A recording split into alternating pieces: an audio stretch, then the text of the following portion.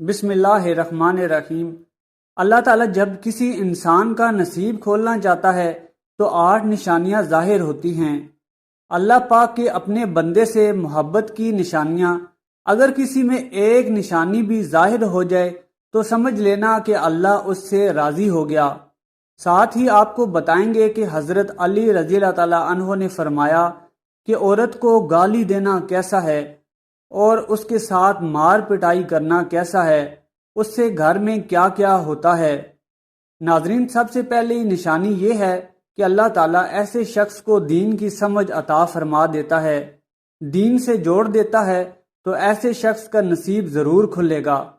حضرت عبداللہ ابن مسعود رضی اللہ تعالیٰ عنہ سے مروی ہے کہ رسول اللہ صلی اللہ علیہ وآلہ وسلم نے فرمایا کہ اللہ پاک تمہارے درمیان اخلاق بھی تقسیم کرتے ہیں جس طرح رزق تقسیم ہوتا ہے۔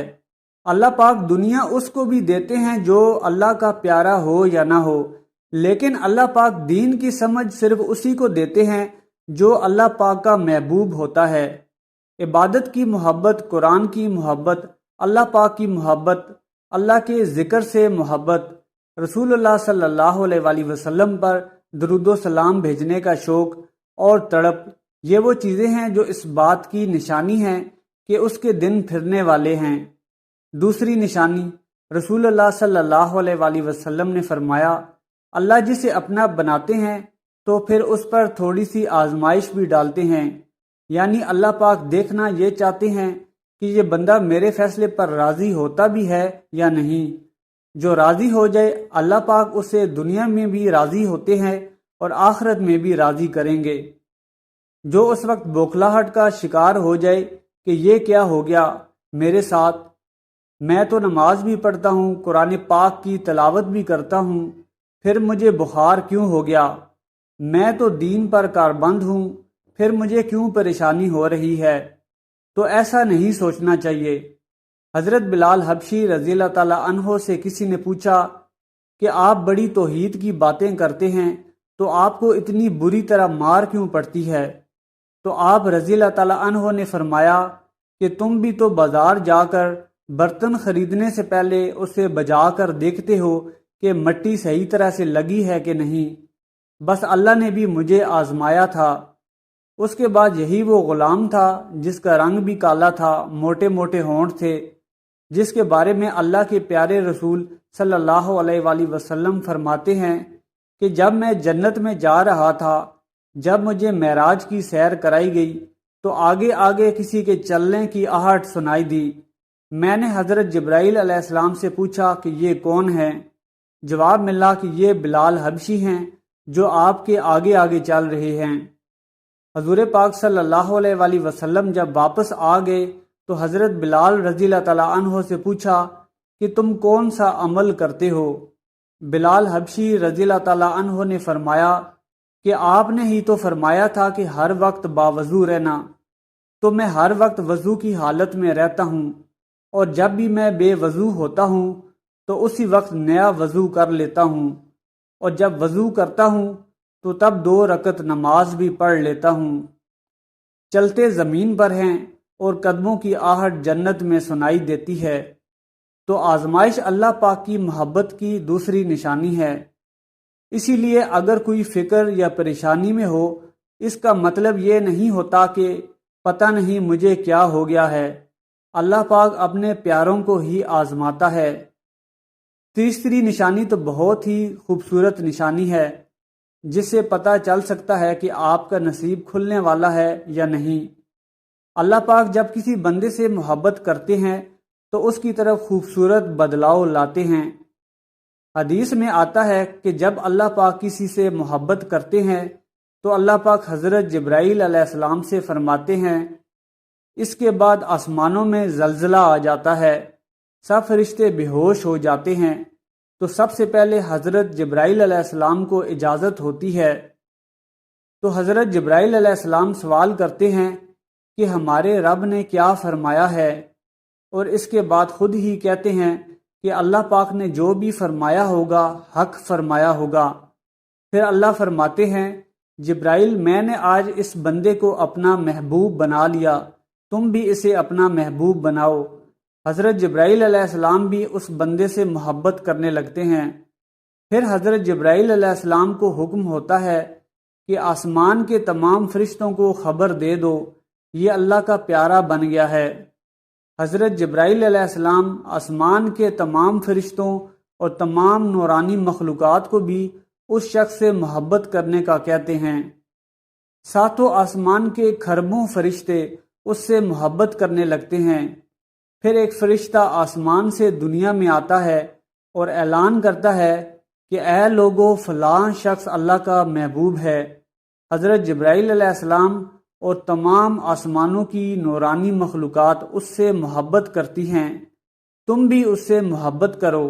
اور پھر دنیا والوں کے دلوں میں اللہ پاک اس شخص کی محبت ڈال دیتے ہیں۔ اس لیے دنیا میں وہ کام ضرور کرو کہ جس کے کرنے سے اللہ ہم سے راضی ہو جائے، ہمیں اپنا محبوب بنا لے۔ انشاءاللہ دنیا اور آخرت میں کامیاب ہو جائیں گے۔ حضرت عبداللہ ابن عباس رضی اللہ تعالیٰ عنہ فرماتے ہیں، جب نیکیاں قبول ہو جاتی ہیں تو انسان کے جسم میں یہ 5 نشانیاں ظاہر ہوتی ہیں۔ نمبر 1، جب انسان کی نیکی قبول ہو جاتی ہے تو اس کے چہرے پر عجیب سی رونق آ جاتی ہے، یعنی وہ انسان دنیا کے سامنے اپنی خوشی کا اظہار اپنی مسکراہٹ اور بشاشت کے ساتھ کرتا ہے۔ وہ ہر وقت خوش رہتا ہے، بلکہ یوں لگتا ہے کہ اس دنیا میں اس سے بڑا سکون اور وقار والا کوئی نہیں ہے۔ لگتا ہے کہ اسے کوئی دنیا کا غم ہی نہ ہو۔ یہ خوشی ہر ایک کو نصیب نہیں ہوتی۔ نمبر 2، اس کا دل روشن ہو جاتا ہے، یعنی کہ وہ ہر وقت اللہ کے وعدوں پر امید رکھتا ہے، چاہے اس کے پاس کچھ ہو یا نہ ہو، لیکن اس کے دل میں اتنی خوشی ہوتی ہے کہ اس کو کوئی پرواہ ہی نہیں ہوتی۔